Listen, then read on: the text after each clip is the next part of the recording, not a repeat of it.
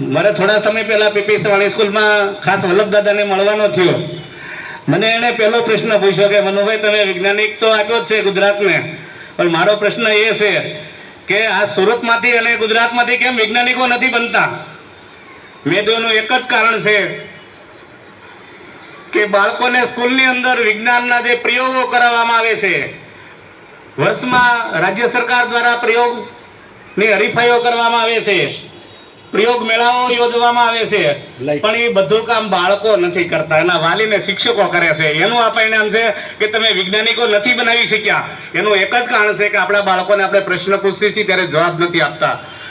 વૈજ્ઞાનિક બનવું એટલે રાષ્ટ્રને સમર્પિત થવું, આ ખૂબ અઘરું કામ છે. એમ સામાન્ય રીતે બાળકોની અંદર કુતૂહલવૃત્તિ હોય છે, ખૂબ હોય છે, પણ એને કુટુંબ તરફથી, સંસ્થા તરફથી પ્રોત્સાહન નથી મળતું. એનું તમને એક મારે ઉદાહરણ આપવું છે.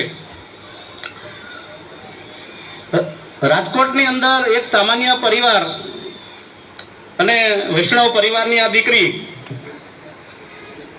એક સામાન્ય ફ્લેટમાં રહે. રોજ સવારમાં ઉઠીને એની ગેલેરીમાં બેસે.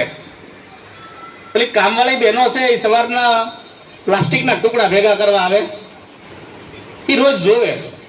એક દી એના પપ્પાને એને પૂછ્યું કે આ બ્રાન્ડેડ જે બધી હોય કોથળીઓને પેકેટ એને આ બેનો નથી લેતી અને જે ખાલી સાલું પ્લાસ્ટિક હોય એને લે છે.